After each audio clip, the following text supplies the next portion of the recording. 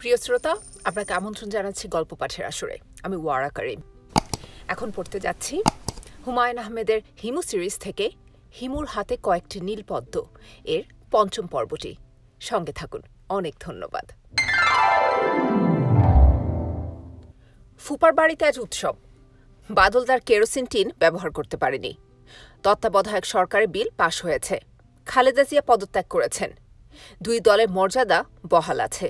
দুদলই দাবি করছে তারা জিতেছে। দুদলই বিজয় মিছিল বের করেছে। সব খেলায় একজন জয়ী হন, অন্যজন পরাজিত হন। রাজনীতির খেলাতেই শুধুমাত্র দুটি দল একসঙ্গে জয়ী হতে পারে অথবা একসঙ্গে পরাজিত হতে পারে। রাজনীতির খেলা বড়ই মজাদার খেলা। এই খেলায় অংশগ্রহণ তেমন আনন্দের না, দূর থেকে দেখার আনন্দ আছে। আমি গভীর আনন্দ নিয়ে খেলাটা দেখছি। শেষের দিকে খেলাটা উৎসব ভাব এসে গেছে। ঢাকার মেয়র হানিফ সাহেব করেছেন জনতার মঞ্চ। সেখানে বক্তৃতার সঙ্গে গান বাজনা চলছে। খালেদা জিয়া তৈরি করেছেন গণতন্ত্র মঞ্চ। সেখানে গান বাজনা একটু কম, কারণ বেশিরভাগ শিল্পী জনতার মঞ্চে। তারা গান বাজনার অভাব বক্তৃতায় পুষিয়ে দেবার চেষ্টা করছেন। গণতন্ত্র মঞ্চ একটু বেকায়দা অবস্থায় আছে বলে মনে হচ্ছে। তেমন জমছে না। উদ্যোক্তারা একটু যেন বিমর্ষ। দুটি মঞ্চ থেকে দাবি করা হচ্ছে আমরা ভারত বিরোধী। ভারত বিরোধিতা আমাদের রাজনীতির একটা চালিকা শক্তি হিসেবে উঠে আসছে। ব্যাপারটা বোঝা যাচ্ছে না। আমাদের স্বাধীনতার জন্য তাদের সাহায্য নিতে হয়েছিল। এই কারণে কি আমরা কোনো হীনমন্যতায় ভুগছি? শুধুমাত্র হীনমন্যতায় ভুগলে এসব জটিলতা দেখা দেয়। এই হীনমন্যতা কাটানোর প্রধান উপায় জাতি হিসেবে মাথা উঁচু করে দাঁড়ানো। সবাই মিলে সেই চেষ্টাটাই কি করা যায় না? আমাদের সারা দেশে অসংখ্য স্মৃতিস্তম্ভ আছে। যেসব ভারতীয় সৈন্য আমাদের স্বাধীনতার জন্য জীবন দিয়েছেন, তাদের জন্য আমরা কিন্তু কোনো স্মৃতিস্তম্ভ তৈরি করিনি। কেন করিনি? করলে কি জাতি হিসেবে আমরা ছোট হয়ে যাব? আমাদের কবি সাহিত্যিকরা স্বাধীনতা নিয়ে কত চমৎকার সব কবিতা, গল্প, উপন্যাস লিখলেন। সেখানে কোথাও বাংলাদেশের মুক্তিযুদ্ধে ভারতীয় সেনাবাহিনীর অবদানের কথা উল্লেখ নেই। উল্লেখ করলে ভারতীয় দালাল আখ্যা পাবার আশঙ্কা। বাংলাদেশে এই রিস্ক নেওয়া যায় না। অন্য একটি দেশের স্বাধীনতার জন্য ওরা প্রাণ দিয়েছেন। এদের ছেলে মেয়ে স্ত্রীর কাছে অন্য দেশের স্বাধীনতা কোনো ব্যাপার না। স্বামীহারা স্ত্রী, পিতাহারা সন্তানদের অশ্রুর মূল্য আমরা দেব না? আমরা কি অকৃতজ্ঞ? বাংলাদেশে আদর্শ নাগরিক কি করবে? ভারতীয় কাপড় পরবে, ভারতীয় বই পড়বে, ভারতীয় ছবি দেখবে, ভারতীয় গান শুনবে, ছেলে মেয়েদের পড়াতে পাঠাবে ভারতীয় স্কুল কলেজে, চিকিৎসার জন্য যাবে বোম্বাই, ভেলোর, এবং ভারতীয় গরু খেতে খেতে চোখ মুখ কুঁচকে বলবে শালার ইন্ডিয়া। দেশটাকে শেষ করে দিল। দেশটাকে ভারতের খপ্পর থেকে বাঁচাতে হবে। আমাদের ফুপা মদের গ্লাস হাতে নিয়ে বিজবিজ করে বললেন, বুঝলি হিমু, দেশটাকে ভারতের হাত থেকে বাঁচাতে হবে। এটাই হচ্ছে রাইট টাইম। আমি বললাম, অবশ্যই। ইন্ডিয়ান দালাল দেশে যে কটা আছে সব কটাকে জুতাপেটা করা দরকার। আমি বললাম, অবশ্যই। দালালদের নিয়ে মিছিল করতে হবে। সবার গলায় থাকবে জুতার মালা। এত জুতা পাবেন কোথায়? জুতা পাওয়া যাবে, জুতা কোনো সমস্যা না। অবশ্যই। ফুপা অল্প সময়ে যে পরিমাণ মদ্যপান করেছেন তা তার জন্যে বিপজ্জনক। তার আশেপাশে যারা আছে তাদের জন্যেও বিপজ্জনক। এই অবস্থায় ফুপার প্রতিটি কথায় অবশ্যই বলা ছাড়া উপায় নেই। আমরা বসেছি ছাদে। বাদল আগুনে আত্মাহুতি দিচ্ছে না, এই আনন্দ সেলিব্রেট করা হচ্ছে। ফুপা মদ্যপানের অনুমতি পেয়েছেন। ফুপু কঠিন গলায় বলে দিয়েছেন, শুধু 2 পেগ খাবে, এর বেশি 1 ফোঁটাও না। খবরদার হিমু, তোর উপর দায়িত্ব, তুই চোখে চোখে রাখবি। আমি চোখে চোখে রাখার পরেও ফুপার এখন 7ম পেগ যাচ্ছে। তার কথাবার্তা সবই এলোমেলো, একটু হিক্কার মতো উঠছে। বমি পর্ব শুরু হতে বেশি দেরি হবে না। হিমু। জি ফুপা। দেশটাকে আমাদের ঠিক করতে হবে হিমু। অবশ্যই। দেশমাতৃকা অনেক বড় ব্যাপার। জি, ঠিকই বলেছেন। দেশপিত্রিকা হলে দেশটাকে রসাতলে নিয়ে গেলেও কোনো ক্ষতি ছিল না। দেশপিত্রিকা আবার কি? ফাদারল্যান্ডের বাংলা অনুবাদ করলাম। ফাদারল্যান্ড কেন বলছিস? জন্মভূমি হল জননী। জননী জন্মভূমি স্বর্গাদপি গড়িয়সী। ফুপা, আর মদ্যপান করাটা বোধহয় ঠিক হচ্ছে না। খুব ঠিক হচ্ছে। তোর চেখে দেখার ইচ্ছে থাকলে চেখে দেখ। আমি কিছুই মনে করব না। এই ব্যাপারে আমি খুবই লিবারাল। আমার ইচ্ছা করছে না ফুপা।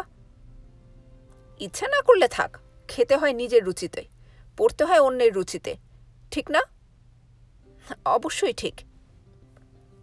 বুঝলি হিমু, দেশ নিয়ে নতুন করে এখন চিন্তাভাবনা শুরু করতে হবে। ভারতের আগ্রাসন বিষয়ে সচেতন থাকতে হবে। আমি গম্ভীর গলায় বললাম, জাতীয় পরিষদে আইন পাশ করতে হবে যে কেউ তাদের ছেলে মেয়েদের ভারতে পড়তে পাঠাবে না, কারণ ভারতীয়রা আমাদের সন্তানদের ব্রেন ওয়াশ করে দিচ্ছে, তাই না ফুপা? ফুপা মদের গ্লাস মুখের কাছে নিয়েও নামিয়ে নিলেন। কঠিন কোনো কথা বলতে গিয়েও বললেন না, কারণ তিনি তার পুত্র বাদলকে ভর্তি করেছেন দার্জিলিংয়ের এক বিশ্ববিদ্যালয়ে। হিমু। জি ফুপা। রাজনীতি বাদ দিয়ে চলো অন্য কিছু নিয়ে আলাপ করি। জি আচ্ছা, কি নিয়ে আলাপ করতে চান? আবহাওয়া নিয়ে কথা বলবেন? না, সাহিত্য নিয়ে কথা বলবেন ফুপা? গল্প, উপন্যাস? আরে ধুত সাহিত্য, সাহিত্যের লোকগুলিও বদ, এরা আরও বেশি বদ। তাহলে কি নিয়ে কথা বলা যায়? একটা কোনো টপিক বের করুন। ফুপা মদের গ্লাস হাতে নিয়ে চিন্তিত মুখে টপিক চিন্তা করতে লাগলেন। আমি ছাদে শুয়ে পড়লাম। আকাশে নাকি নতুন কি একটা ধূমকেতু এসেছে। হায়াকুতাকা বেচারাকে দেখা যায় কিনা।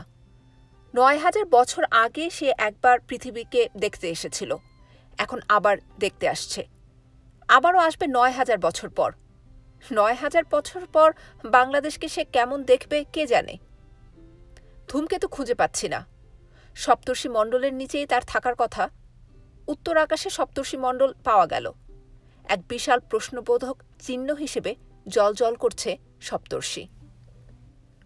ফুপা জড়ানো গলায় বললেন, কি খুঁজছিস হিমু? হায়াকুতাকাকে খুঁজছি। সে কে? ধূমকেতু। চাইনিজ ধূমকেতু নাকি? হায়াকুতাকা নামটা তো মনে হয় চাইনিজ। জাপানিজ নাম। ও আচ্ছা, জাপানিজ। একটা দেশ কোথায় ছিল এখন কোথায় উঠে গেছে দেখ। ধূমকেতু ফেতু সব নিয়ে নিচ্ছে, আমরা কিছুই করতে পারছি না। বঙ্গোপসাগরে তালপট্টি, সেটাও চলে গেল। চলে গেল কিনা তুই বল। জি চলে গেছে। বেঁচে থেকে তাহলে লাভ কি? বেঁচে থাকলে আনন্দ করা যায়, মাঝে মধ্যে মদ্যপান করা যায়। এতে লিভারের ক্ষতি হয়। তা হয়, পরিমিত খেলে হয় না, পরিমিত খেলে লিভার ভালো থাকে। ফুপার কথা আমি এখন আর শুনছি না। আমি ধূমকেতু খুঁজছি। ধূমকেতুও আমার মতোই পরিব্রাজক, সেও শুধুই হেঁটে বেড়ায়। আজগর সাহেব কেমন আছেন? আজগর সাহেব চোখ মেলে তাকালেন। অদ্ভুত শূন্য দৃষ্টি। আমাকে চিনতে পারছেন বলে মনে হচ্ছে না। দেশ তো ঠিকঠাক হয়ে গেছে। আপনার অপারেশন কবে হবে? আজ সন্ধ্যায়। ভালো, খুব ভালো। হিমু ভাই বলুন। আপনার চিঠির জন্যে কাগজ কিনিয়েছি, কলম কিনিয়েছি, রেডিও বন্ড কাগজ, পার্কার কলম। কে কিনে দিল? একজন নার্স আছেন, সোমা নাম, আমাকে খুব স্নেহ করেন। তাকে বলেছিলাম, তিনি কিনেছেন। খুব ভালো হয়েছে। অপারেশন শেষ হোক, তারপর চিঠি লেখালেখি হবে। জি না। জি না মানে? আমি বাঁচব না হিমু ভাই, যা লেখার আজই লিখতে হবে। আপনার যে অবস্থা, আপনি লিখবেন কিভাবে? আপনি তো কথাই বলতে পারছেন না। আজগর সাহেব যন্ত্রের মতো বললেন, যা লেখার আজই লিখতে হবে। তিনি মনে হলো ১০০% নিশ্চিত অপারেশনের পর তাকে আর পাওয়া যাবে না। বিদায়ের ঘণ্টা তিনি মনে হয় শুনতে পাচ্ছেন। হিমু ভাই বলুন, শুনছি। আপনার জন্য কিছুই করতে পারি নাই। চিঠিটাও যদি লিখতে না পারি, তাহলে মনে কষ্ট নিয়ে মারা যাব। মনে কষ্ট নিয়ে মরার দরকার নেই। নিন, চিঠি লিখুন। কলমে কালি আছে? জি, সব ঠিকঠাক করা আছে। হাতটা কাঁপে হিমু ভাই, লেখা ভালো হবে না। আমাকে একটু উঠিয়ে বসান। উঠে বসার দরকার নেই, শুয়ে শুয়ে লিখতে পারবেন। খুব সহজ চিঠি। একটা তারা আঁকুন, আবার একটু গ্যাপ দিয়ে 4টা তারা, আবার 3টা, এরকম। দেখুন, আমি লিখে দেখাচ্ছি। আজগর সাহেব হতভম্ব হয়ে বললেন, এই সব কি? আমি হাসি মুখে বললাম, এটা একটা সাংকেতিক চিঠি। আমি মেয়েটার কাছ থেকে একটা সাংকেতিক চিঠি পেয়েছিলাম, কাজেই সাংকেতিক ভাষায় চিঠির জবাব। তারাগুলির অর্থ কি? এর অর্থটা মজার। কেউ ইচ্ছা করলে এর অর্থ করবে আই লাভ ইউ। একটা তারা আই, 4টা তারা হলো লাভ, 3টা তারা হলো ইউ। আবার কেউ ইচ্ছা করলে অর্থ করতে পারে আই হেট ইউ। আজগর সাহেব কাঁপা কাঁপা হাতে স্টার এঁকে দিলেন। আমি সে তারকা চিহ্নের চিঠি পকেটে নিয়ে উঠে দাঁড়ালাম। আজগর সাহেবের দিকে তাকিয়ে সহজ গলায় বললাম, আপনার সঙ্গে তাহলে আর দেখা হচ্ছে না? জি না। মৃত্যু কখন হবে বলে আপনার ধারণা? আজগর সাহেব জবাব দিলেন না। আমি বললাম, রাতে একবার এসে খোঁজ নিয়ে যাব। মরে গেলে তো চলেই গেলেন, বেঁচে থাকলে কথা হবে। জি আচ্ছা। আর কিছু বলবেন? মৃত্যুর পর আত্মীয় স্বজনকে কিছু বলা কিংবা? মনসুরের পরিবারকে টাকাটা পাঠিয়ে দেবেন ভাই সাহেব। মনসুর এসে পরিবারের ঠিকানা দিয়ে গেছে। ঠিকানা কি? কাগজে লিখে রেখেছি। পোস্ট অফিসের কিছু কাগজ, পাসবই সব একটা বড় প্যাকেটে ভরে রেখে দিয়েছি। আপনার নামে অথরাইজেশন চিঠিও আছে। ও আচ্ছা, কাজকর্ম গুছিয়ে রেখেছেন? জি, যতদূর পেরেছি। অনেক দূর পেরেছেন বলেই তো মনে হচ্ছে। ফ্যাকড়া বাঁধিয়েছে মনসুর। সে যদি ভূত হয়ে সত্যি সত্যি তার পরিবারের ঠিকানা বলে দিয়ে যায়, তাহলে বিপদের কথা। কিসের বিপদ হিমু ভাই? তাহলে তো ভূত বিশ্বাস করতে হয়। রাজবিরাতে হাঁটি, কখন ভূতের খপ্পরে পড়ব? জগৎ বড় রহস্যময় হিমু ভাই। জগৎ মোটেই রহস্যময় না, মানুষের মাথাটা রহস্যময়। যা ঘটে মানুষের মাথার মধ্যে ঘটে। মনসুর এসেছিল আপনার মাথার ভেতর। আমার ধারণা সে তার পরিবারের ঠিকানা ঠিকই দিয়েছে। আপনার মাথা কিভাবে কিভাবে এই ঠিকানা বের করে ফেলেছে। আপনার কথা বুঝতে পারছি না হিমু ভাই। বুঝতে না পারলেও কোনো অসুবিধা নেই। আমি নিজেও আমার সব কথা বুঝতে পারি না। আমি আজগর সাহেবের কাছ থেকে বিদায় নিয়ে চলে এলাম। গফুরের মেয়েটার সঙ্গে 2টা কথা বলার ইচ্ছা ছিল। মেয়েটাকে দেখলাম না। গফুর তার বিছানায় হা করে ঘুমাচ্ছে। তার মুখের উপর একটা মাছি ভনভন করছে। সেই মাছি তাড়াবার চেষ্টা করছেন বয়স্ক এক মহিলা, সম্ভবত গফুরের স্ত্রী। স্বামীকে তিনি নির্বিঘ্নে ঘুমোতে দিতে চান। রিকশা নিয়ে নিলাম। মারিয়ার বাবাকে দেখতে যাব। 5 বছর পর ভদ্রলোকে দেখতে যাচ্ছি। এই 5 বছরে তিনি আমার কথা মনে করেছেন। আমি গ্রেফতার হয়েছি শুনে চিন্তিত হয়ে চারদিকে টেলিফোন করেছেন। আমি তার কথা মনে করিনি। আমি আমার বাবার কঠিন উপদেশ মনে রেখেছি। প্রিয় পুত্র, মানুষ মায়াবদ্ধ জীব। মায়ায় আবদ্ধ হয় তাহার নিয়তি। তোমাকে আমি মায়ামুক্ত হওয়ার প্রক্রিয়ার ভিতর দিয়া বড় করিয়াছি। তারপরেও আমার ভয়, একদিন ভয়ঙ্কর কোনো মায়ায় তোমার সমস্ত বোধ, সমস্ত চেতনা আচ্ছন্ন হইবে। মায়া কূপবিশেষ। সে কূপের গভীরতা মায়ায় যে আবদ্ধ হইবে, তাহার মনের গভীরতার উপর নির্ভরশীল।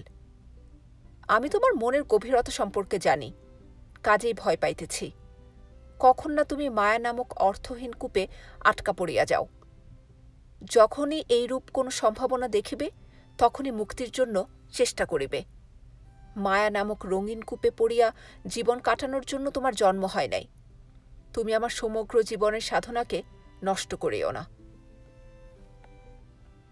আমি আমার অপ্রকৃতস্থ পিতার সমগ্র জীবনের সাধনাকে নষ্ট করিনি। আমি যখনই মায়ের কূপ দেখেছি, তখনই দূরে সরে গেছি।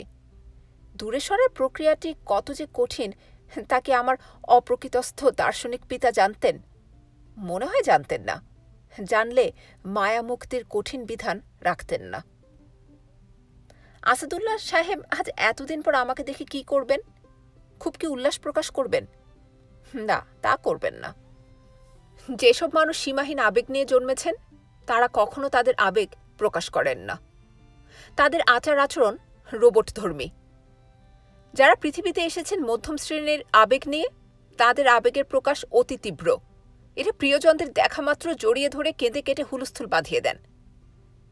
আমার ধারণা আসাদুল্লাহ সাহেব আমাকে দেখে খুব স্বাভাবিক ভঙ্গিতে বলবেন, তারপর কি খবর হিমু সাহেব? এই যে দীর্ঘ 5 বছর দেখা হলো না, সে প্রসঙ্গে একটা কথাও বলবেন না। পুলিশের হাতে কিভাবে ধরা পড়েছি, কিভাবে ছাড়া পেয়েছি, সেই প্রসঙ্গেও কোনো কথা হবে না। দেশ নিয়েও কোনো কথা বলবেন না। আওয়ামী লীগ, বিএনপি নিয়ে তার কোনো মাথা ব্যথা নেই। ক্ষুদ্র একটি ভূখণ্ডকে তিনি দেশ ভাবেন না। তার দেশ হচ্ছে অনন্ত নক্ষত্রবীথি। তিনি নিজেকে অনন্ত নক্ষত্রবীথির নাগরিক মনে করেন।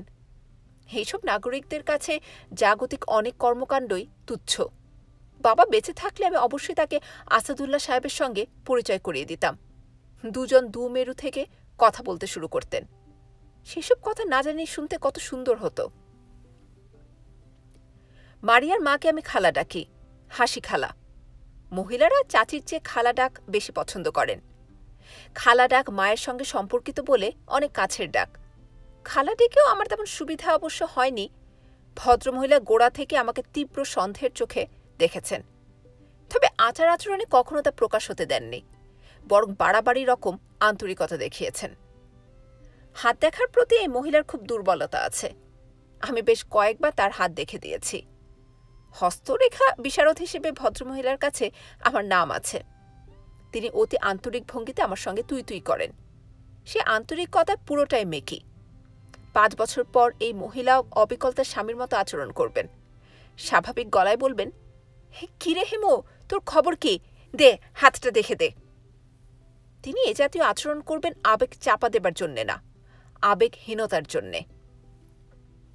আর মারিয়া কি করবে? কিছুই বলতে পারছি না। এই মেয়েটি সম্পর্কে আমি কখনোই আগে ভাগে কিছু বলতে পারিনি। তার আচার আচরণে বোঝার কোনো উপায় ছিল না। একদিন সে এসে আমার হাতে এক টুকরা কাগজ ধরিয়ে দেবে, যে কাগজে সাংকেতিক ভাষায় একটা প্রেমপত্র লেখা। আমি সেদিন আসাদুল্লাহ সাহেবের সঙ্গে একটা কঠিন বিষয় নিয়ে গল্প করছিলাম। বিষয়বস্তু এক্সপ্যান্ডিং ইউনিভার্স। আসাদুল্লাহ সাহেব বলেছিলেন, ইউনিভার্সে যতটুকু ভর থাকার কথা ততটুকু নেই। বিজ্ঞানীরা হিসাব মেলাতে পারছেন না। নিউট্রিনোর যদি কোনো ভর থাকে তবেই হিসাব মেলে।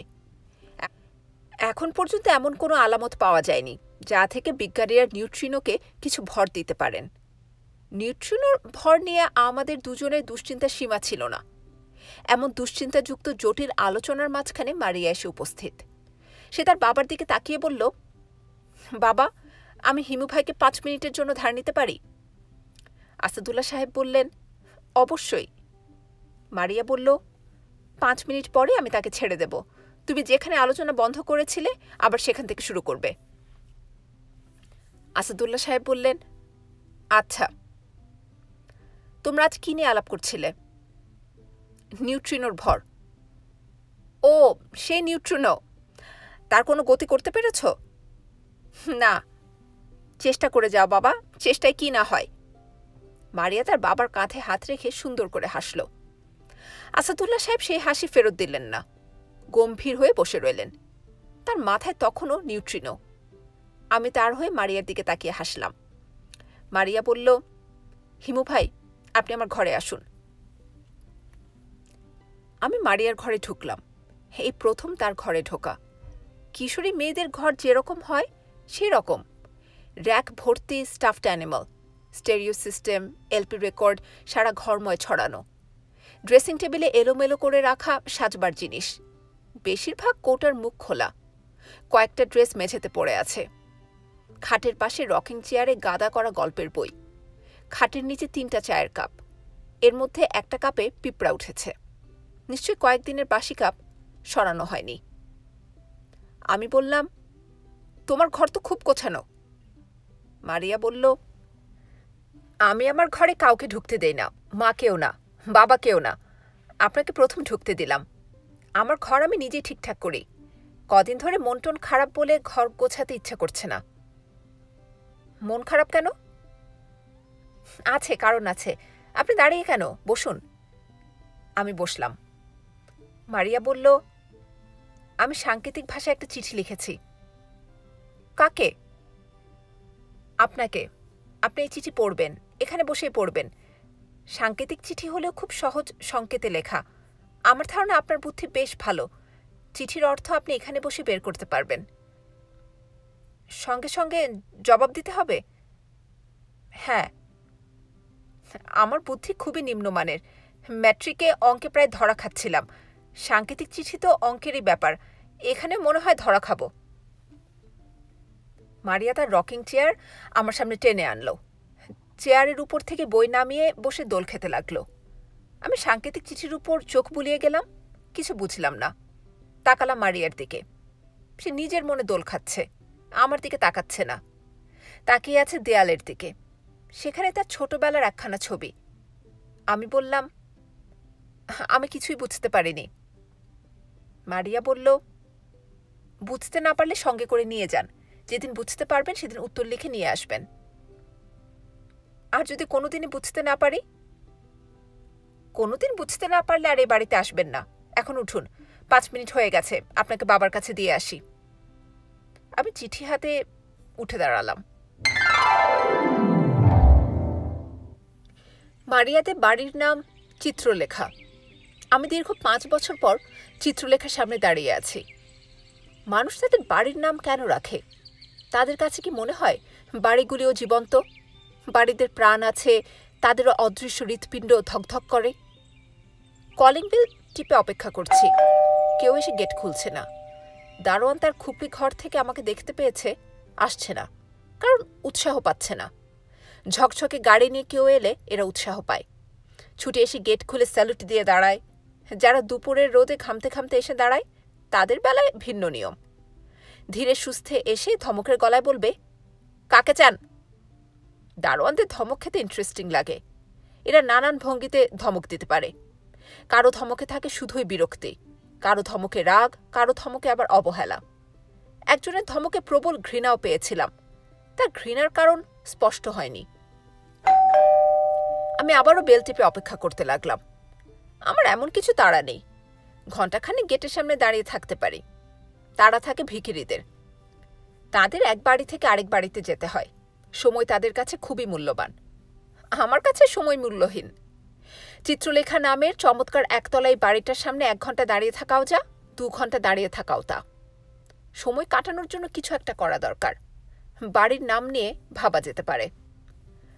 আচ্ছা, মানুষের নামে যেমন পুরুষ রমণী ভেদাভেদ আছে, বাড়ির নামেও কি তাই আছে? কোনো কোনো বাড়ি হবে পুরুষ বাড়ি, কোনো কোনো বাড়ি রমণী বাড়ি।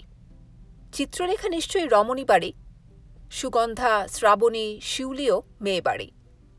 পুরুষ বাড়ির নাম মনে পড়ছে না।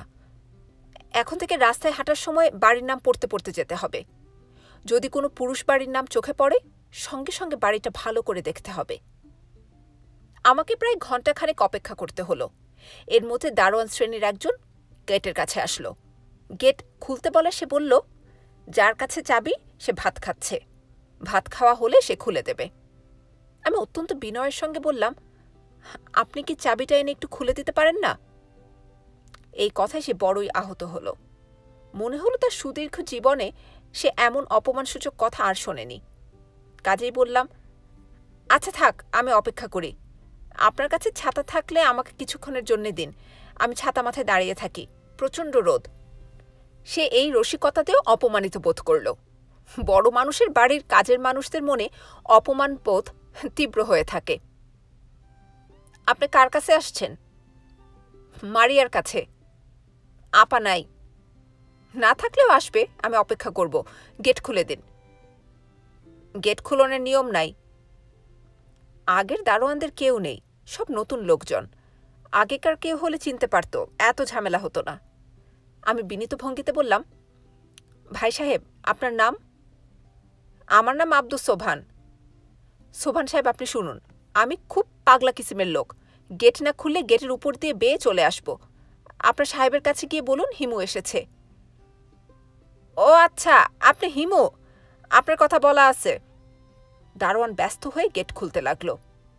আমাকে এসকোর্ট করে নিয়ে যাওয়া হচ্ছে।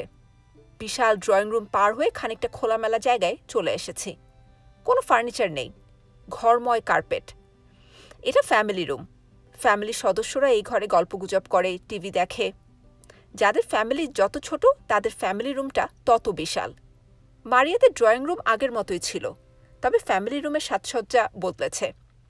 প্রকাণ্ড এক পিয়ানো দেখতে পাচ্ছি। পিয়ানো আগে ছিল না। পিয়ানো কে বাজায়? মারিয়া?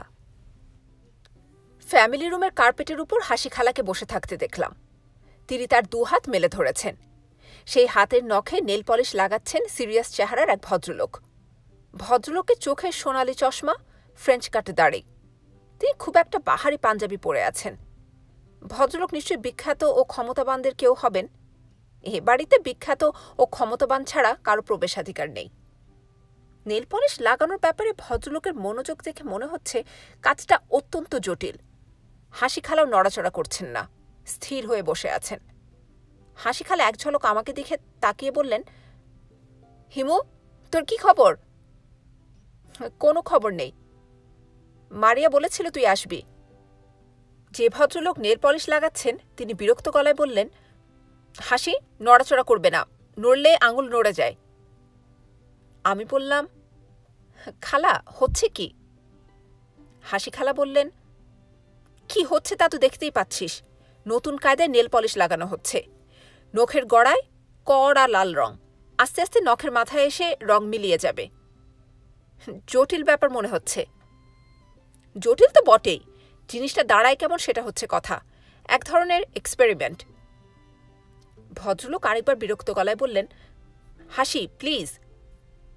আমি কিছুক্ষণ নেল পলিশ দেয়া দেখলাম। গাঢ় লাল, হালকা লাল, সাদা, 3 রঙের কোটা। নেল পলিশ রিমুভার নিয়ে প্রায় হুলস্থুল ব্যাপার হচ্ছে। হাসি খালা বললেন, জামিল, তোমার সঙ্গে পরিচয় করিয়ে দিই। এ হচ্ছে হিমু। ভালো নাম এভারেস্ট কিংবা হিমালয়। মারিয়ার বাবার অনেক আবিষ্কারের এক আবিষ্কার। খুব ভালো হাত দেখতে পারে। হাত দেখে যা বলে তাই হয়। ভদ্রলোক চোখ মুখ কুঁচকে ফেললেন। আমি সামনে থেকে সরলে তিনি বাঁচেন, এই অবস্থা। আমি বিনয়ী গলায় বললাম, স্যার ভালো আছেন? ভদ্রলোক বললেন, yes, I am fine, thank you. আপনার নেল পলিশ দেওয়া খুব চমৎকার হচ্ছে স্যার। ভদ্রলোকের দৃষ্টি কঠিন হয়ে গেল। হাসি খালা বললেন, তুই যা, মারিয়ার বাবার সঙ্গে দেখা করে আয়। আর শোন, চলে যাবার আগে আমার হাত দেখে দিবি। জামিল, তুমি কি হিমুকে দিয়ে হাত দেখাবে? জামিল নামের ভদ্রলোক নেল পলিশের রং মেশানোর ব্যাপারে ব্যস্ত হয়ে পড়লেন। শীতল গলায় বললেন, এইসব আধিভৌতিক ব্যাপারে আমার বিশ্বাস নেই। আমি বললাম, আধিভৌতিক বলে সবকিছু উড়িয়ে দেওয়া ঠিক হবে না স্যার। অ্যাস্ট্রোলজি ছিল আধিভৌতিক ব্যাপার। সেই অ্যাস্ট্রোলজি থেকে জন্ম নিয়েছে আধুনিক অ্যাস্ট্রোনমি। একসময় আলকেমিও ছিল আধিভৌতিক। সেই আলকেমি থেকে আমরা পেয়েছি আধুনিক রসায়নবিদ্যা। জামিল সাহেব বললেন, মিস্টার এভারেস্ট, এই নিয়ে আমি আপনার সঙ্গে কোনো তর্ক করতে চাচ্ছি না। আমি একটা কাজ করছি, যদি কখনো সুযোগ হয় পরে কথা হবে। জি আচ্ছা স্যার। আমি আসাদুল্লাহ সাহেবের ঘরে ঢুকে পড়লাম। এই ঘর আগের মতোই আছে, একটুও বদলায়নি। খাটে শুয়ে থাকা মানুষটা শুধু বদলেছে। ভরাট স্বাস্থ্যে সে মানুষ নেই। রোগাভোগা একজন মানুষ। মাথা ভর্তি চুল ছিল, চুল কমে গেছে। চোখের তীব্র জ্যোতি ও ম্লান। নিজের তৈরি বেহেশতে জীবনযাপন করতে করতে তিনি সম্ভবত ক্লান্ত। আসাদুল্লাহ সাহেব বললেন, কেমন আছো হিমু? ভালো। তোমাকে দেখে আমার ভালো লাগছে। আপনাকে দেখে আমার তেমন ভালো লাগছে না। মনে হচ্ছে আপনি ক্লান্ত হয়ে পড়েছেন। স্বর্গে বাস করা ক্লান্তিকর ব্যাপার হিমু। আমি আসলেই ক্লান্ত। সময় কাটছে না। সময় কাটছে না কেন? কিভাবে সময় কাটাবো সেটা বুঝতে পারছি না। এখন বই পড়তে পারি না। বই পড়তে পারেন না? না, বই পড়তে ভালো লাগে না। গান শুনতে ভালো লাগে না। শুয়ে থাকতে ভালো লাগে না। যা ভালো লাগে না তা করি না। বই পড়ি না, গান শুনি না। কিন্তু শুয়ে থাকতে ভালো না লাগলেও শুয়ে থাকতে হয়। I have no choice. তুমি দাঁড়িয়ে আছো কেন হিমু? বসো, আমার বিছানায় বসো। আমি বসলাম। আসাদুল্লাহ সাহেব মুখ টিপে খানিকক্ষণ মিটমিট করে হাসলেন। কেন হাসলেন ঠিক বোঝা গেল না। হঠাৎ মুখ থেকে হাসি মুছে ফেলে গম্ভীর গলায় বললেন, এখন আমি কি করছি জানো? জি না, জানি না। আপনি বলুন, আমি খুব আগ্রহ নিয়ে শুনছি। আমি যা করছি তা হচ্ছে মানসিক গবেষণা। সেটা কি? মনে মনে গবেষণা। কোনো একটা বিষয় নিয়ে জটিল সব চিন্তা করছি, কিন্তু সবই মনে মনে। আমার সাম্প্রতিক গবেষণার বিষয় হলো নারী পুরুষ সম্পর্ক। প্রেম? হ্যাঁ, প্রেম। হিমু, তুমি কখনো কোনো মেয়ের প্রেমে পড়েছ? না। মেয়েরা তোমার প্রেমে পড়েছে? না। তুমি নিশ্চিন্ত? হ্যাঁ, নিশ্চিন্ত। আসাদুল্লাহ সাহেব আগ্রহ নিয়ে বললেন, প্রেম সম্পর্কে তোমার ধারণাটা কি বলো তো? আমি হাসতে হাসতে বললাম, আমি তো এইসব নিয়ে গবেষণা করছি না, কাজেই বলতে পারছি না। আপনি বরং বলুন গবেষণা করে কি পেয়েছেন। শুনতে চাও? হ্যাঁ, চাই। আসাদুল্লাহ সাহেব বুকের নিচে বালিশ নিয়ে একটু উঁচু হলেন। কথা বলা শুরু করলেন শান্ত ভঙ্গিতে এবং খুব উৎসাহের সঙ্গে। হিমু, শোনো, গবেষণা না, একজন শয্যাশায়ী মানুষের ব্যক্তিগত চিন্তা। চিন্তাও ঠিক না, ফ্যান্টাসি। আমার মনে হয় কি জানো, সৃষ্টিকর্তা বা প্রকৃতি প্রতিটি ছেলে মেয়েকে 5টি অদৃশ্য নীলপদ্ম দিয়ে পৃথিবীতে পাঠান। এই নীলপদ্মগুলি হল প্রেম, ভালোবাসা। যেমন ধরো তোমাকে 5টি নীলপদ্ম দিয়ে পাঠানো হয়েছে। এখন পর্যন্ত তুমি কাউকে পাওনি যাকে পদ্ম দিতে ইচ্ছে করেছে, কাজেই তুমি কারোর প্রেমে পড়নি। আবার ধরো একটা 17 বছরের তরুণীর সঙ্গে তোমার পরিচয় হলো। মেয়েটির তোমাকে এতই ভালো লাগলো যে সে কোনো দিকে না তাকিয়ে ভবিষ্যতের কথা চিন্তা না করে সবকটি নীলপদ্ম তোমাকে দিয়ে দিল। তুমি পদ্মগুলি নিলে, কিন্তু তাকে গ্রহণ করলে না। পরে মেয়েটি কিন্তু আর কারো প্রেমে পড়তে পারবে না। সে হয়তো একসময় বিয়ে করবে, তার স্বামীর সঙ্গে ঘর সংসার করবে, কিন্তু স্বামীর প্রতি প্রেম তার থাকবে না। আমি বললাম, আর আমার কি হবে? আমার নিজের 5টি নীলপদ্ম ছিল, তার সঙ্গে আরও 5টি যুক্ত হয়ে পদ্মের সংখ্যা বেড়ে গেল না? হ্যাঁ, বাড়ল। তাহলে কি আমি ইচ্ছা করলে এখন কাউকে 5টির জায়গায় 10টি পদ্ম দিয়ে দিতে পারি? তা পারো না, অন্যের পদ্ম দেয়া যাবে না। তোমাকে যে 5টি দেয়া হয়েছে শুধু সেই 5টি দেয়া যাবে। 5টি বলছেন কেন? 5-এর চেয়ে বেশি নয় কেন? 5 হচ্ছে একটা ম্যাজিক সংখ্যা, এই জন্যে 5 বলছি। আমাদের ইন্দ্রিয় 5টি, বেশিরভাগ ফুলের পাপড়ি থাকে 5টি। 5 হচ্ছে একটি মৌলিক সংখ্যা, তবে 5-এর ব্যাপারটা আমার কল্পনা। 5-এর জায়গায় 7ও হতে পারে। আমার হাইপোথিসিস তোমার কাছে কেমন লাগছে? চমৎকার লাগছে। আজকাল আমি দিনরাত এটা নিয়েই ভাবি। আমার কাছে মনে হয় পৃথিবীর বেশিরভাগ মানুষ নীলপদ্ম নিয়ে ঘুরে বেড়ায়, দেয়ার মানুষ পায় না। অনেকে হয়তো দিতেও চায় না। হ্যাঁ, তাও হতে পারে। অনেকে পদ্মগুলি হাতছাড়া করতে চায় না। আবার এমনও হতে পারে পদ্মগুলি দেয়া হয় ভুল মানুষকে। যাকে দেয়া হলো সে পদ্মের মূল্যই বুঝল না। এই হচ্ছে আমার নীলপদ্ম থিওরি। তোমাকে বললাম, তুমি তো নানান জায়গায় ঘুরে বেড়াও, অনেকের সঙ্গে মেশো, আমার থিওরিটা পরীক্ষা করে দেখো। জি আচ্ছা, তবে আমার কি মনে হয় জানেন, আমার মনে হয় কিছু কিছু রহস্যময় ব্যাপার সম্পর্কে কোনো থিওরি না দেয়াই ভালো। থিওরি বা হাইপোথিসিস রহস্য নষ্ট করে। থাকুক না কিছু রহস্য। সন্ধ্যাবেলা সূর্য ডুবে সকালে ওঠে, কত রহস্যময় একটা ব্যাপার। হিমু, তুমি কি তাহলে জ্ঞানের বিপক্ষে? জি, জ্ঞান এক ধরনের বাধা, এক ধরনের অন্ধকার। কোনো বিষয় সম্পর্কে পূর্বজ্ঞান সেই বিষয়টি সম্পর্কে আমাদের দূরত্ব তৈরি করিয়ে দেয়। বুঝতে পারছি না। যেমন ধরুন আপনার নীলপদ্ম থিওরি, এটা জানার পর থেকে আমার কি হবে জানেন? কোনো মেয়ের সঙ্গে দেখা হলেই আমি ভাবব, আচ্ছা এই মেয়েটিকে কি নীলপদ্ম দেয়া যায়? দেয়া গেলে কটা দেয়া যায়?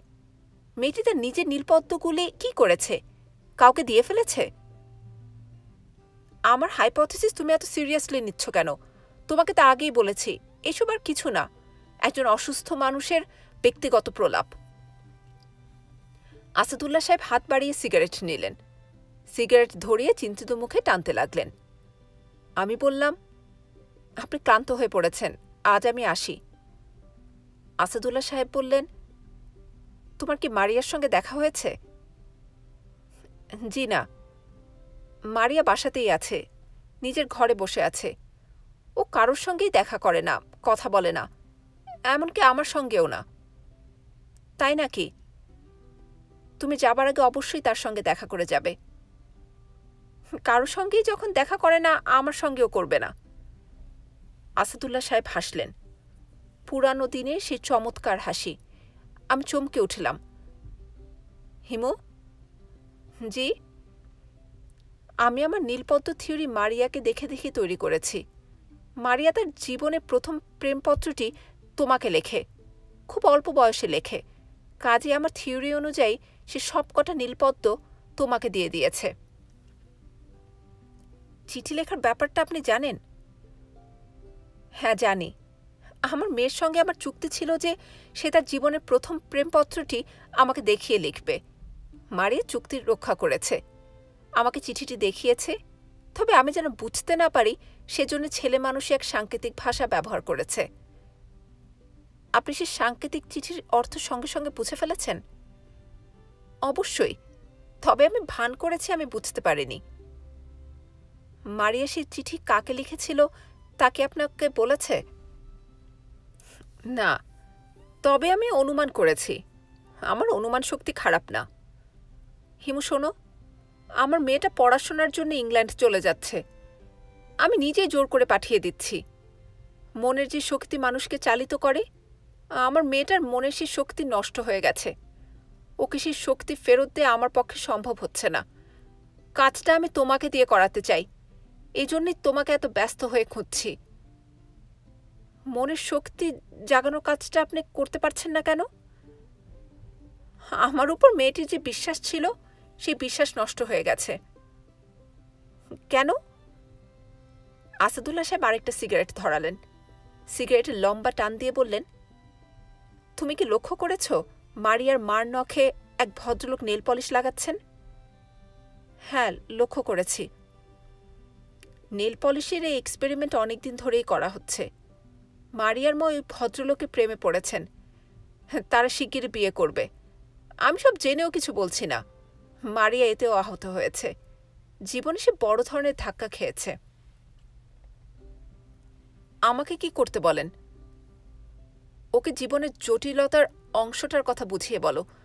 ও তোমার কথা শুনবে, কারণ ওর নীলপদ্মগুলি তোমার কাছে। মারিয়া বলল, বসুন।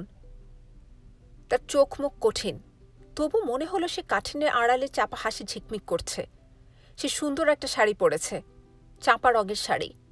রংটা এমন যে মনে হচ্ছে চাপা ফুলের গন্ধ পাচ্ছি। গলায় লাল পাথর। চুনি নিশ্চয়ই না, চুনি এত বড় হয় না। রকিং চেয়ারে আরাম করে বসে দোল খেতে খেতে কথা বলুন। বাবা আপনাকে আমার কাছে পাঠিয়েছেন, তাই তো? আমি দোল খেতে খেতে বললাম, হ্যাঁ। বাবার ধারণা আমার মন খুব অশান্ত। সে অশান্ত মন শান্ত করার সোনার কাঠি আপনার কাছে আছে, তাই না?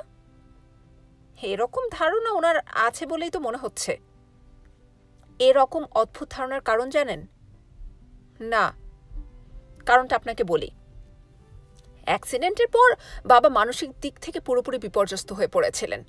তখন আপনি তাকে কিছু কথা বলেন, তাতে তার মন শান্ত হয়।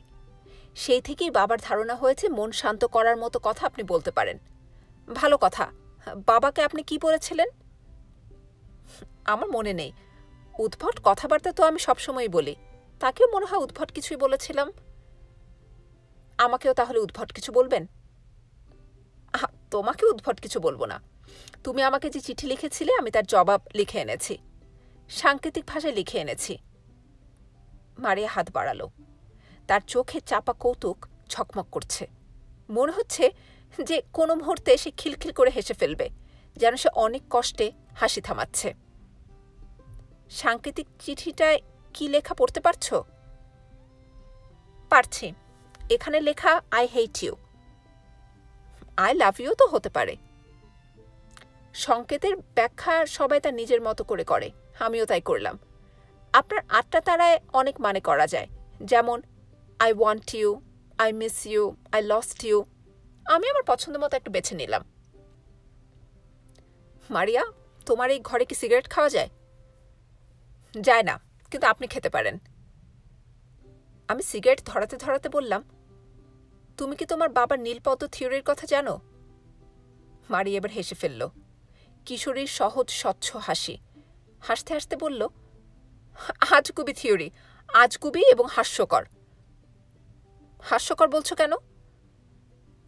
হাস্যকর এই জন্যে বলছি যে বাবার থিওরি অনুসারে আমার 5টি নীলপদ্ম এখন আপনার কাছে, কিন্তু আমি আপনার প্রতি কোনো আকর্ষণ বোধ করছি না। আপনাকে দেখে কোনো রকম আবেগ রোমাঞ্চ কিছুই হচ্ছে না, বরং কিশোরী বয়সে যে পাগলামিটা করেছিলাম তার জন্য রাগ লাগছে। বাবার থিওরি ঠিক থাকলে কিশোরী বয়সের পাগলামির জন্য এখন রাগ লাগতো না। এখন পাগলামি মনে হচ্ছে? অবশ্যই মনে হচ্ছে। হিমু ভাই, আমি সে সময় কী সব পাগলামি করেছি একটু শুনুন। চা খাবেন? না, খান একটু। আমি খাচ্ছি, আমার সঙ্গে খান। বসে থাকুন, আমি চা নিয়ে আসছি। মারিয়া বের হয়ে গেল। আমি নিজের মনে দোল খেতে লাগলাম। দীর্ঘ 5 বছরে মারিয়ার ঘরের কি কি পরিবর্তন হয়েছে তা ধরার চেষ্টাও করছি। ধরতে পারছি না। একবার মনে হচ্ছে ঘরটা ঠিক আগের মতো আছে, আবার মনে হচ্ছে একেবারেই আগের মতো নেই, সবই বদলে গেছে। মারিয়ার ছোটবেলাকার ছবিটা শুধু আছে, ছবি বদলায় না। মারিয়া ট্রেতে করে মগ ভর্তি 2 মগ চা নিয়ে ঢুকল। কোনো কারণে সে বোধহয় খুব হেসেছে, তার ঠোঁটে হাসি লেগে আছে। হিমু ভাই, চা নিন। আমি চা নিলাম। মারিয়া হাসতে হাসতে বলল, জামিল চাচার সঙ্গে কি আপনার দেখা হয়েছে? নখশিল্পী? হ্যাঁ, নখশিল্পী। মার নখের শিল্পকর্ম তিনি কিছুক্ষণ আগে শেষ করেছেন। মাসির শিল্পকর্ম দেখে বিস্ময়ে অভিভূত। খুব সুন্দর হয়েছে? দেখে মনে হচ্ছে নখে ঘা হয়েছে, রক্ত পড়ছে।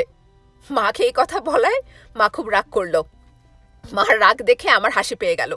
মা যত রাগ করে আমি তত হাসি। হাসতে হাসতে চোখে পানি এসে গেছে। চায় চিনি টিনি সব ঠিক হয়েছে? হয়েছে। বাবার সঙ্গে মার কিভাবে বিয়ে হয়েছিল সেটা কি আপনি জানেন? না, জানি না। ওই গল্প থাক, তোমার গল্পটা বলো। কিশোরী বয়সে কি পাগলামি করলে? আমার গল্পটা বলছি, কিন্তু মার গল্পটা না শুনলে আমারটা বুঝতে পারবেন না। মা হচ্ছেন বাবার খালাতো বোন। মা যখন ইন্টারমিডিয়েট পড়তেন তখন বাবার জন্যে মার মাথা খারাপের মতো হয়ে গেল। বলা চলে পুরো উন্মাদিনী অবস্থা। বাবা সেই অবস্থাকে তেমন পাত্তা দিলেন না। মা কিছু ডেসপারেট মুভ নিলেন, তাতেও লাভ হলো না। শেষে একদিন বাবাকে দীর্ঘ একটা চিঠি লিখে সিনেমার প্রেমিকাদের মতো এক গাদা ঘুমের ওষুধ খেয়ে ফেললেন। মার জীবন সংশয় হলো। এখন মরে তখন মরে অবস্থা। বাবা হাসপাতালে মাকে দেখতে গেলেন। মার অবস্থা দেখে তার করুণা হলো। বাবা হাসপাতালে ঘোষণা করলেন, মেয়েটা যদি বাঁচে তাকে বিয়ে করতে আমার কোনো আপত্তি নেই। মা বেঁচে গেলেন, তাদের বিয়ে হলো। গল্পটা কেমন? ইন্টারেস্টিং। ইন্টারেস্টিং না, সিনেম্যাটিক। Classical love story. প্রেমিকাকে না পেয়ে আত্মহননের চেষ্টা। এখন হিমু ভাই আসুন, মার ক্ষেত্রে বাবা নীলপদ্ম থিওরি অ্যাপ্লাই করি। থিওরি অনুযায়ী মা তার নীলপদ্মগুলি বাবাকে দিয়েছিলেন, সব কটা দিয়ে দিয়েছিলেন। তাই যদি হয় তাহলে পড়ন্ত যৌবনে মা জামিল চাচাকে দেওয়ার জন্য নীলপদ্ম পেলেন কোথায়?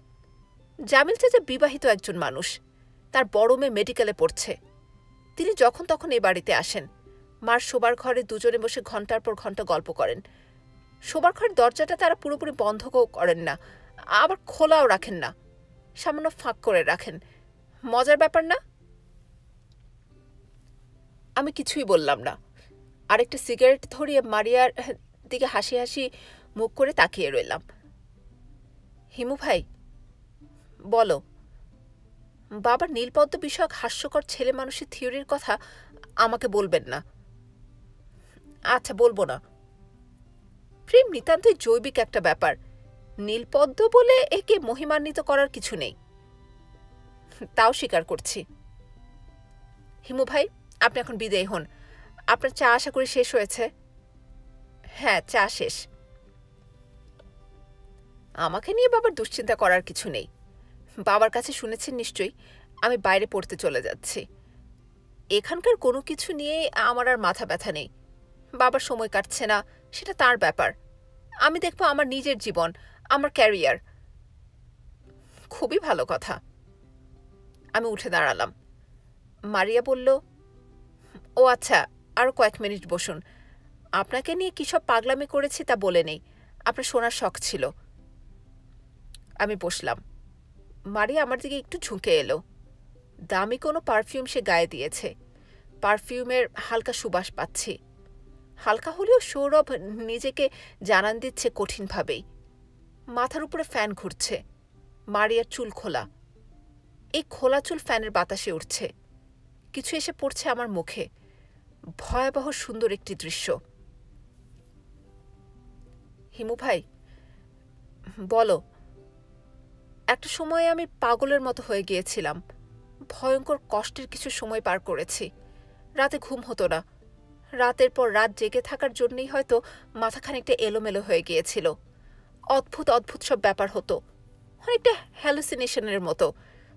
মনে করুন পড়তে বসেছি, হঠাৎ মনে হলো আপনি পেছনে এসে দাঁড়িয়েছেন, আমার বইয়ে আপনার ছায়া পড়েছে। তখন বুক ধুকধুক করতে থাকতো।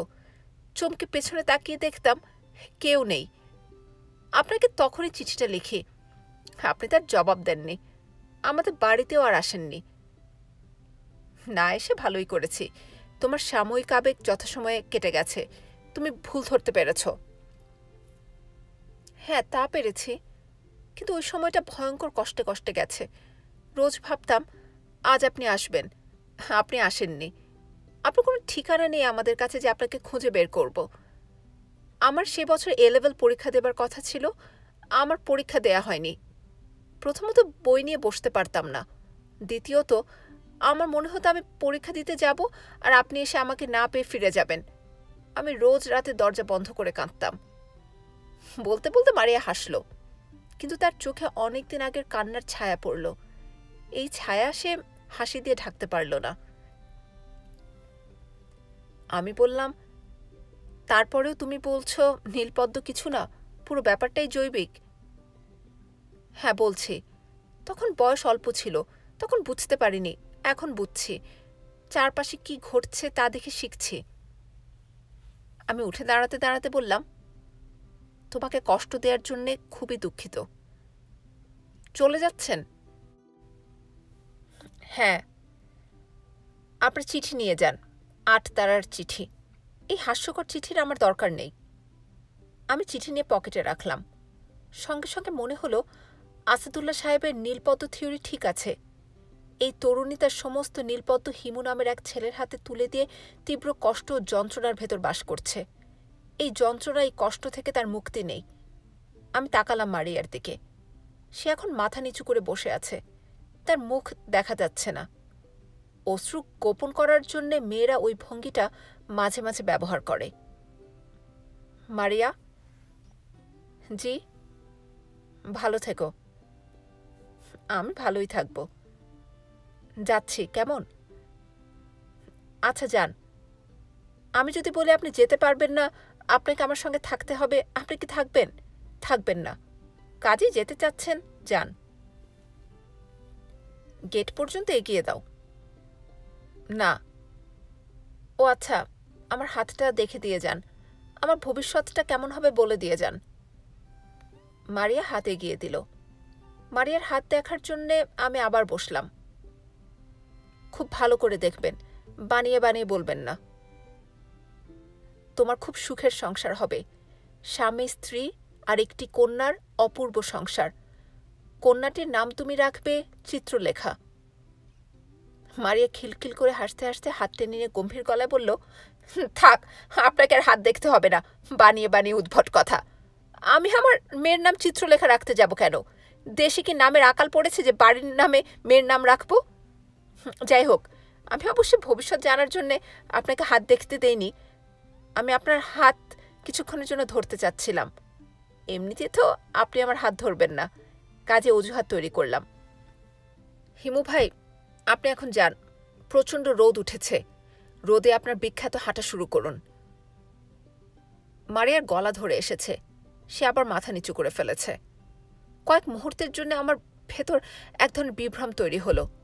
মনে হলো আমার আর হাঁটার প্রয়োজন নেই। মহাপুরুষ না, সাধারণ মানুষ হয়ে মমতাময়ী তরুণীটির পাশে এসে বসি। যে নীলপদ্ম হাতে নিয়ে জীবন শুরু করেছিলাম, সে পদ্মগুলি তার হাতে তুলে দেই। তারপরে মনে হলো, আমি কি করতে যাচ্ছি? আমি হিমু, হিমালয়। মারিয়া বলেছিল সে গেট পর্যন্ত আমাকে এগিয়ে দিতে আসবে না, কিন্তু সে এসেছে। গেট ধরে দাঁড়িয়ে আছে। ঘরের ভেতর মনে হচ্ছিল মারিয়া চাপা রঙের শাড়ি পরে আছে। এখন দেখি শাড়ির রং নীল। রোদের আলোয় রং বদলে গেল, নাকি প্রকৃতি আমার ভেতর বিভ্রম তৈরি করা শুরু করেছে? হিমু ভাই, বলো। যাবার আগে আপনি কি বলে যাবেন আপনি কে? আমি বললাম, মারিয়া, আমি কেউ না, আই এম নোবডি। আমি আমার এক জীবনে অনেককেই কথা বলেছি, কখনো আমার গলা ধরে যায়নি বা চোখ ভিজে ওঠেনি। দুটো ব্যাপারই এই প্রথম ঘটল। মারিয়া হাসি মুখে আমার দিকে তাকিয়ে আছে। প্রচণ্ড রোদে আমি হাঁটছি, ঘামে গা ভিজে চপচপে হয়ে গেছে। বড় রাস্তায় এসে জ্যামের মধ্যে পড়লাম। কার যেন বিজয় মিছিল বের হয়েছে, জাতীয় পার্টির মিছিল। ব্যানারে এরশাদ সাহেবের ছবি আছে। আন্দোলনের শেষে সবাই বিজয় মিছিল করছে, তারাই বা করবে না কেন? এ প্রচণ্ড রোদেও তাদের বিজয়ের আনন্দে ভাটা পড়ছে না। দলের সঙ্গে ভিড়ে যাব কিনা তাই ভাবছি। একা হাঁটতে ইচ্ছা করছে না। মিছিলের সঙ্গে থাকায় একটা সুবিধা হচ্ছে, অনেকের সঙ্গে থেকেও একা থাকা যায়। কিছুক্ষণ হাঁটলাম মিছিলের সঙ্গে। একজন আমার হাতে এরশাদ সাহেবের একটা ছবি ধরিয়ে দিল। এরশাদ সাহেবের আনন্দময় মুখের ছবি। প্রচণ্ড রোদে সেই হাসি ম্লান হচ্ছে না। মিছিল কারওয়ান বাজার পার হলো। আমরা গলা ফাটিয়ে স্লোগান দিতে দিতে এগুচ্ছি, পল্লী বন্ধু এরশাদ জিন্দাবাদ জিন্দাবাদ। হঠাৎ তাকিয়ে দেখি আমার পা খোড়া কুকুরটা আমার সঙ্গে সঙ্গে যাচ্ছে। কারওয়ান বাজার তার এলাকা। সে আমাকে দেখতে পেয়ে নিঃশব্দে আমার পাশে পাশে চলা শুরু করেছে। তার খোঁড়া পা মনে হচ্ছে পুরোপুরি অচল। এখন আর মাটিতে পা ফেলতে পারছে না। 3 পায়ে অদ্ভুত ভঙ্গিতে লাফিয়ে লাফিয়ে চলছে। আমি বললাম, 3 পায়ে হাঁটতে তোর কষ্ট হচ্ছে না তো? সে বলল, কুই কুই কুই। কি বলতে চেষ্টা করলো কে জানে। কুকুরের ভাষা জানা থাকলে সুবিধা হতো, আমার জানা নেই। তারপরেও আমি তার সঙ্গে কথা বলতে বলতে এগুচ্ছি। তুই যে আমার সঙ্গে আসছিস, আমার খুব ভালো লাগছে। মাঝে মাঝে খুব একা লাগে, বুঝলি? আমার সঙ্গে কি আছে জানিস? পদ্ম। 5টা নীল পদ্ম নিয়ে ঘুরছি। কি অপূর্ব পদ্ম! কাউকে দিতে পারছি না, দেয়া সম্ভব নয়। হিমুরা কাউকে নীলপদ্ম দিতে পারে না। চৈত্রের রোদ বাড়ছে। রোদটাকে আমি জোছনা বানানোর চেষ্টা করছি। বানানো খুব সহজ, শুধু ভাবতে হবে আজ গৃহত্যাগে জোছনা উঠেছে। চারদিকে থই থই করছে জোছনা। ভাবতে ভাবতে একসময় রোদটাকে জোছনার মতো মনে হতে থাকবে। আজ অনেক চেষ্টা করেও পারছি না। ক্লান্তিহীন হাঁটা হেঁটেই যাচ্ছি। প্রিয় শ্রোতা, আপনি যদি এই উপন্যাসটি পুরোটুকু শুনে থাকেন তাহলে আপনাকে অনেক অনেক ধন্যবাদ। এই উপন্যাসটির এখানেই সমাপ্তি। ভালো থাকবেন।